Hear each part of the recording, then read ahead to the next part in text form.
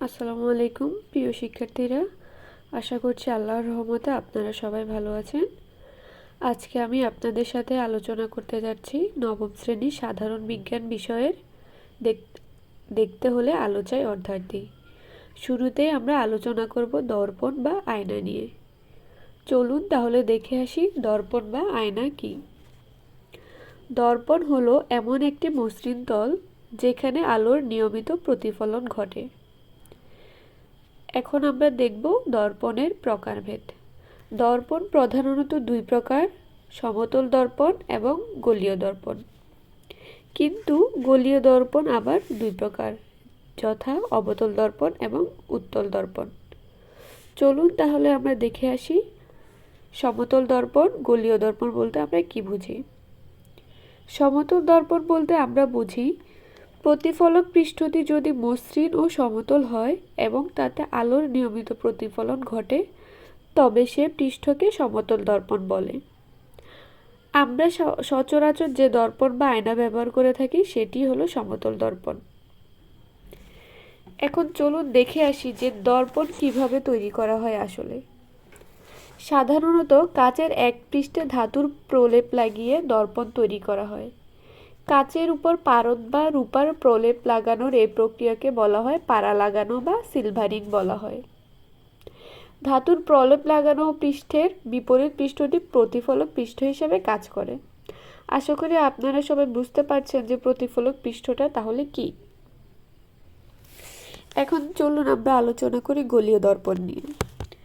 গোলীয় দর্পণ হচ্ছে প্রতিফলক পৃষ্ঠটি যদি মসৃণ এবং গোলীয় হয়, অর্থাৎ প্রতিফলক পৃষ্ঠটি যদি কোনো গোলকের অংশবিশেষ হয় এবং তাতে আলোর নিয়মিত প্রতিফলন ঘটে, তবে তাকে গোলীয় দর্পণ বলে। গোলীয় দর্পণ দুই প্রকার, অবতল দর্পণ এবং উত্তল দর্পণ। অবতল দর্পণ কাকে বলে? কোনো গোলকের অবতল পৃষ্ঠ যদি প্রতিফলক রূপে কাজ করে, অর্থাৎ আলোর নিয়মিত প্রতিফলন যদি গোলীয় দর্পণের অবতল পৃষ্ঠ হতে সংঘটিত হয়, তবে সে দর্পণকে অবতল দর্পণ বলে। আর উত্তল দর্পণ বলতে আমরা কি বুঝি? কোনো গোলকের উত্তল পৃষ্ঠ যদি প্রতিফলক রূপে কাজ করে, অর্থাৎ আলোর নিয়মিত প্রতিফলন যদি গোলীয় দর্পণের উত্তল পৃষ্ঠ হতে সংঘটিত হয়, তবে সে দর্পণকে উত্তল দর্পণ বলে।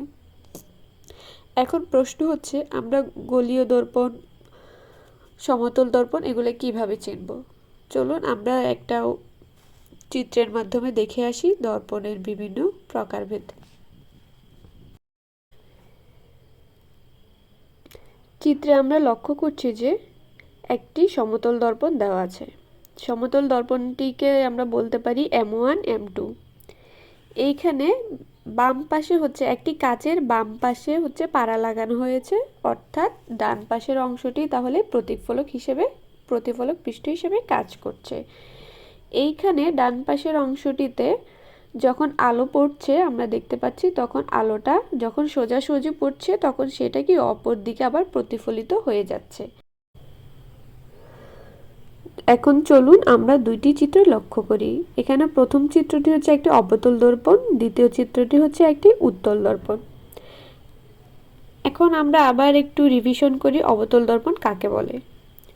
কোনো গোলকের অবতল পৃষ্ঠ যদি প্রতিফলক রূপে কাজ করে, অর্থাৎ আলোর নিয়মিত প্রতিফলন যদি গোলীয় দর্পণের অবতল পৃষ্ঠতে সংঘটিত হয়, তবে সে দর্পণকে অবতল দর্পণ বলে।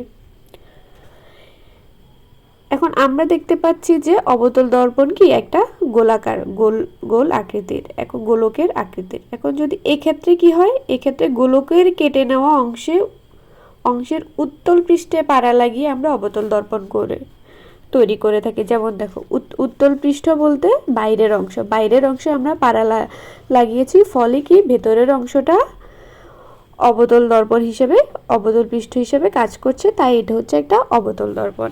এখন আমরা যদি দ্বিতীয় চিত্রটা দেখি, দ্বিতীয় চিত্র দেখতে পাচ্ছি যে ভেতরের অংশে পাড়া লাগানো হয়েছে এবং বাইরের অংশ কি প্রতিফলক পৃষ্ঠ হিসেবে কাজ করছে, অর্থাৎ উত্তল অংশটা প্রতিফলক রূপে কাজ করছে আর আমরা পাড়া লাগিয়েছি কোথায়? অবতল অংশে। এখন চলো আমরা উত্তল দর্পণের আবার সংখ্যাটা একটু দেখি।